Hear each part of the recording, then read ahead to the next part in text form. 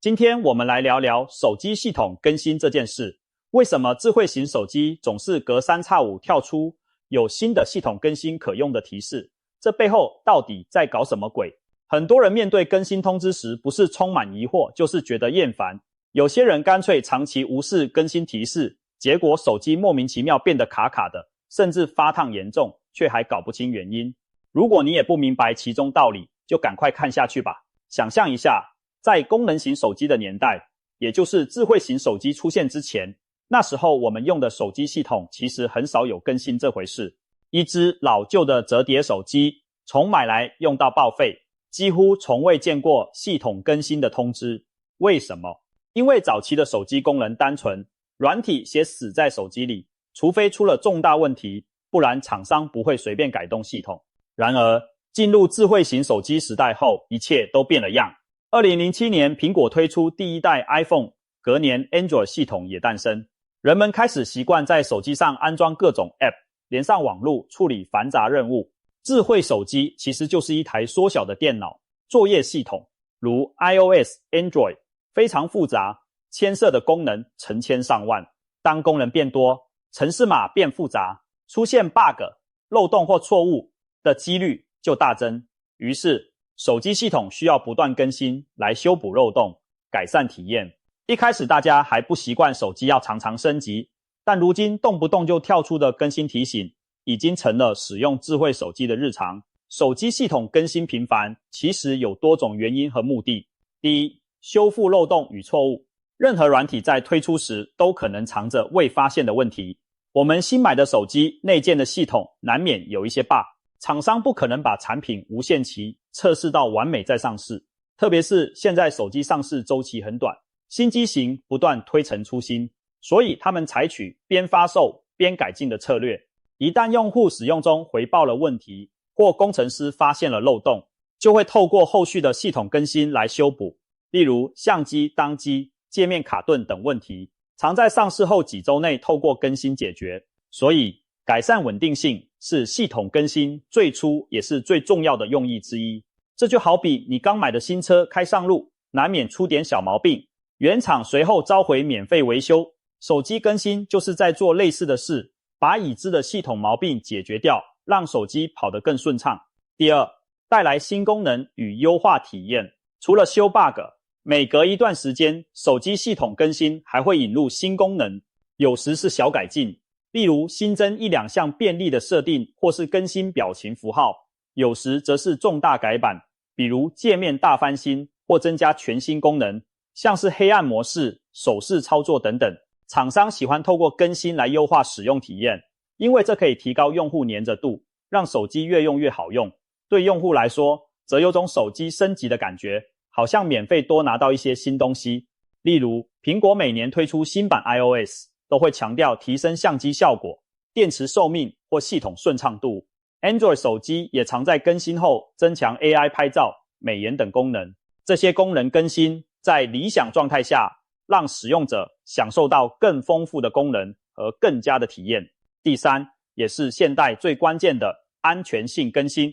现在的智慧型手机离不开网络，各种骇客攻击、病毒恶意程式的威胁无所不在。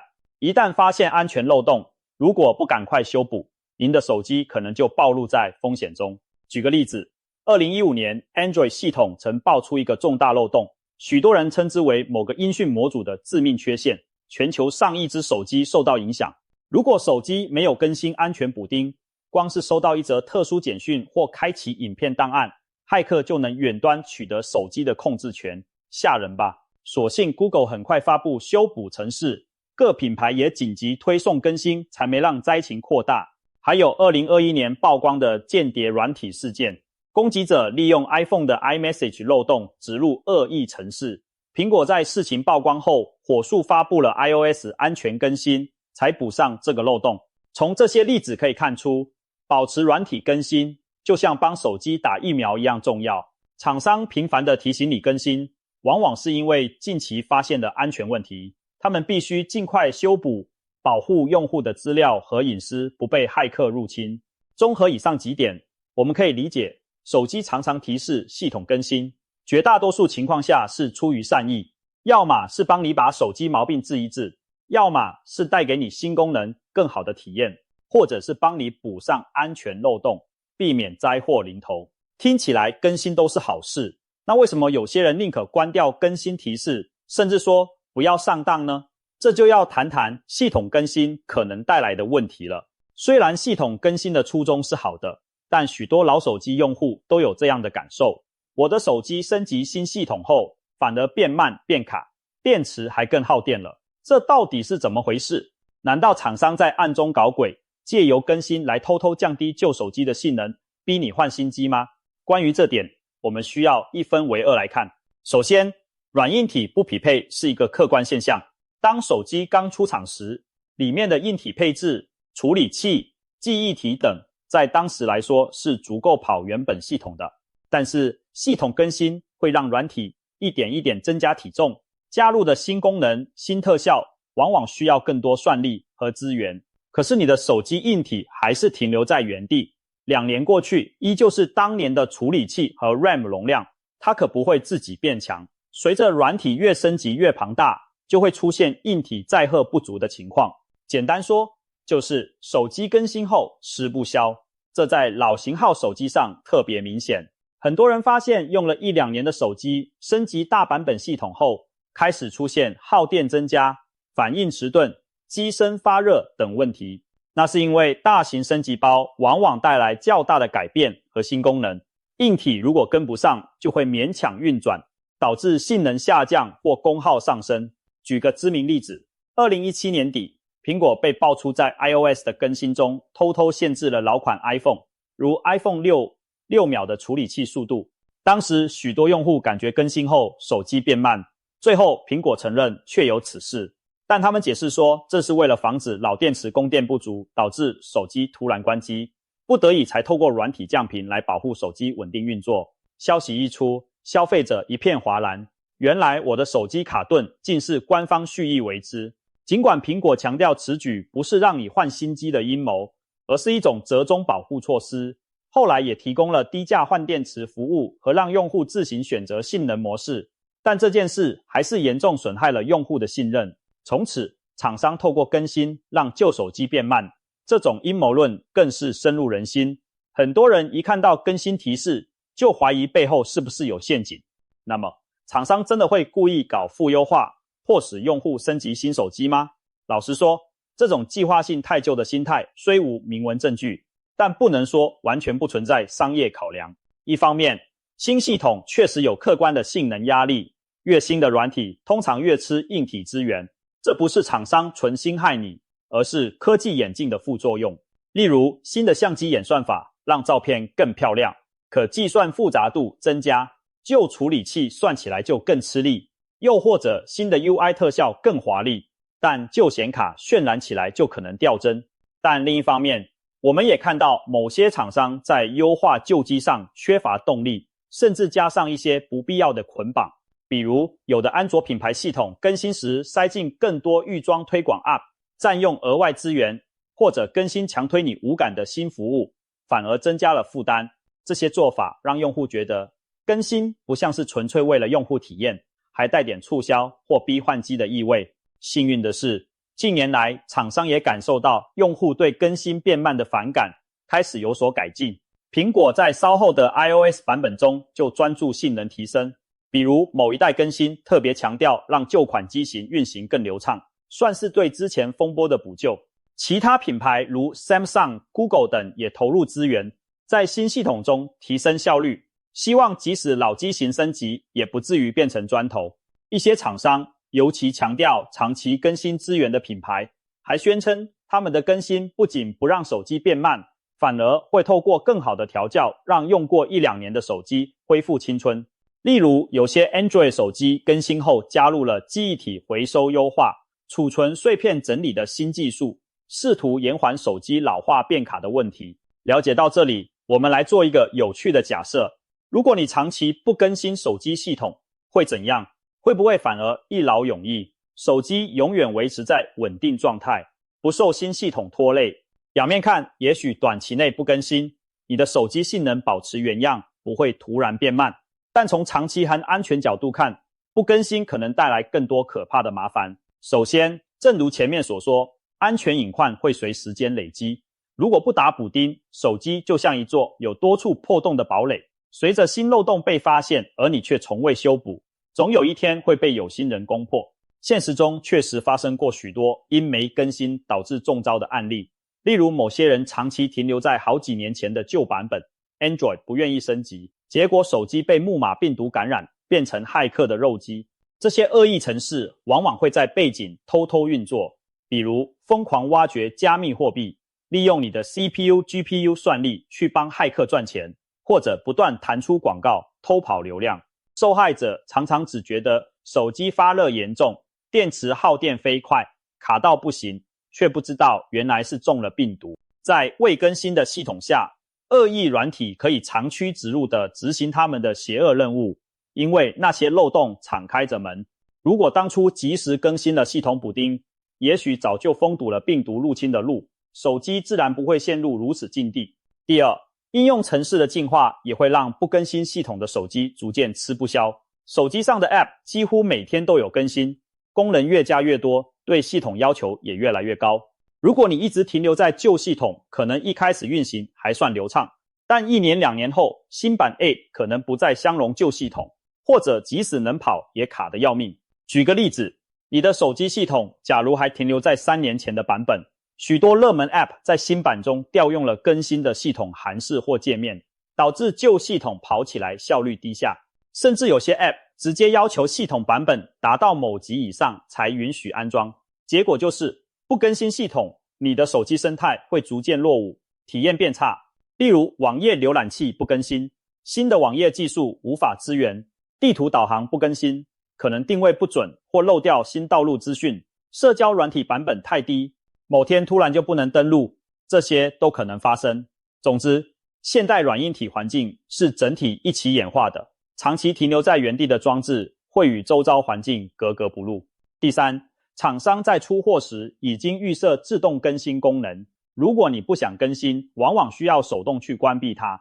很多人根本不知道可以关闭，或者即使关了，某些手机还藏着隐藏开关没关，导致过一阵子又自己打开更新。结果就是大多数用户最终还是被默默升上去了，而中途不更新反而可能导致一些奇怪的问题，例如系统每天提醒你更新，你一直按取消，可能干扰你使用心情，又或者你卡在某个中间版本不上不下，导致后续想装的某些应用或配件驱动不支援。甚至有些厂牌的手机，如果你长时间不更新，反而可能更卡，因为它持续尝试下载更新包，占用储存空间，或背景不停尝试兼容新服务，而效率降低。换句话说，不更新并不保证万事大吉，有时还会生出新问题。当然，以上并不是要吓你非更新不可，而是说明长期不更新潜伏的风险也很高，不比更新带来的顾虑少。在要更新还是不更新这场拔河中，我们要寻找一个平衡点。了解了更新的好处与坏处，我们该如何选择？以下是几个供参考的原则，用浅显易懂的方式说，就是新的不见得最好，不更新也不是办法，重点在于判断需要和取舍。一、新机请更新，老机慎重。一般来说，如果你的手机还算新，例如上市1年内的机型，那么系统更新大多对你有利无弊，因为新机的硬体性能富余，而且厂商也希望把初期遗留的 bug 赶快解决，优化做好，让口碑提升，所以新手机建议及时更新，享受官方带来的改进。而如果你的手机已经用了2-3年以上，是老型号了，尤其面对大型号跳跃的升级，比如从 Android 11升到 Android 12或 iOS 大版本更新，就要先观望。可以留意一下网上其他使用相同手机的用户反馈，他们升级后感觉如何？有没有出现明显变慢或新问题？如果风评不佳，那你可以选择暂缓，先不升级这大版本。这就像老人家身体虚，一次不要补太猛，同样的道理。二、小更新安心装，重大更新看需要。行动系统的更新通常分为小更新和大更新。小更新通常几十 MB 到几百 MB， 大多是修补安全漏洞或微调，例如修正某个功能的错误，提升稳定性。这类更新一般对性能影响不大，又能提升安全 90% 以上，建议安装。而大更新可能上 GB 等级的安装包，通常代表系统版本跨代或大量新功能加入。大更新后，手机界面功能可能都有改变，也伴随较高风险、新的 bug 或性能影响。对这种大型升级，可以采取慎重态度。如果你很期待新功能，或你的装置硬体还够强大，可以尝试升级，享受新体验。但如果你对现有系统很满意，手机又偏旧，没有升级的强烈需求，不妨暂时保持现状。俗话说，别修理没坏的东西，适度的保守，有时候反而能延长手机寿命。3. 务必安装安全补丁，保护为先。有一种更新无论如何都建议安装，那就是纯粹的安全性更新。现在许多厂牌会定期每月或每2月释出安全补丁，用来防堵最新发现的漏洞。这类更新通常对功能和性能没有负面影响，单纯是强化防护墙。所以对于安全更新，请养成立即升级的习惯，特别是当厂商发布声明提醒用户尽速更新时，那通常意味着漏洞相当严重，可能已被利用。如果忽视这种更新，你的手机等于直接暴露在危险之下。保护个资和财产安全应是第一位的。4. 注意备份与电量，给更新创造良好条件。很多人害怕更新，是担心万一更新失败或资料遗失怎么办？其实在更新前做好备份，可以大大降低风险。现在手机都有简单的备份方案，云端或本地，养成更新前备份的重要资料，一旦有状况也能还原。还有系统更新通常需要较长时间安装并重启，所以确保电池有足够电量，最好插上电源才能放心让它更新，不会半途没电导致变砖。这些准备功夫做好，你就不必因为害怕意外而拒绝所有更新了。5. 识别假更新，提防钓鱼与木马。在点击任何所谓的更新之前，一定要确认那是官方正规渠道的更新，因为有不肖分子会利用一些使用者的不懂，伪装弹出假更新通知，诱你点击安装，实则植入恶意程式。特别是安卓用户，千万小心来路不明的 APK 所谓更新包。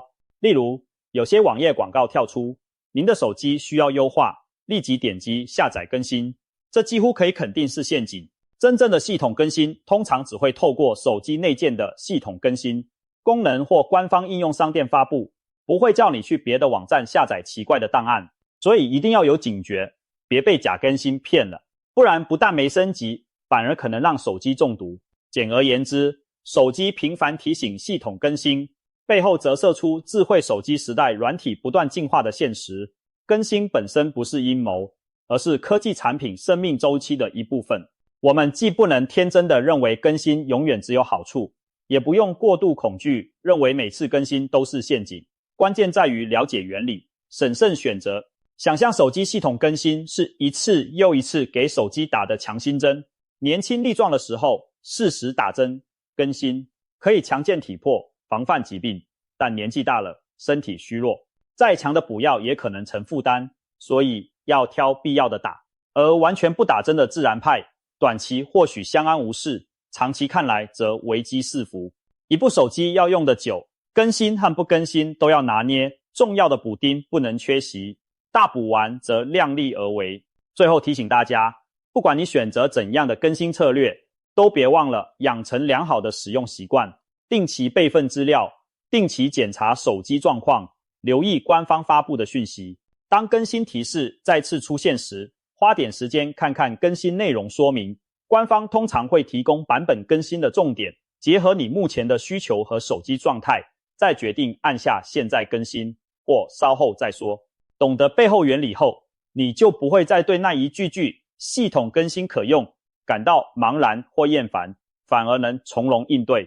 总而言之，手机经常提醒系统更新，其实是在为你的装置保驾护航，只是有时候方式显得频繁了些。我们所能做的就是成为一个聪明的使用者，既善用更新带来的好处，也避开可能的坑。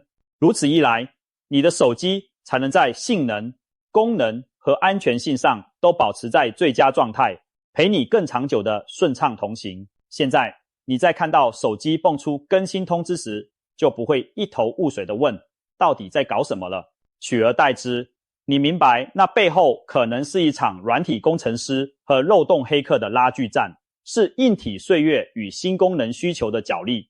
了解了这些，你就能心平气和地做出选择，而不会让手机莫名变卡，发热却手足无措。希望看完这篇深入浅出的解析后，你对手机系统更新有了全面的认识。下次面对更新提示，该升级就升级，该观望就观望，让你的手机用得安心，用得开心。记住，别被动挨打，做数位时代的明白人，这才是我们使用科技产品应有的态度。祝你的手机长命又健康。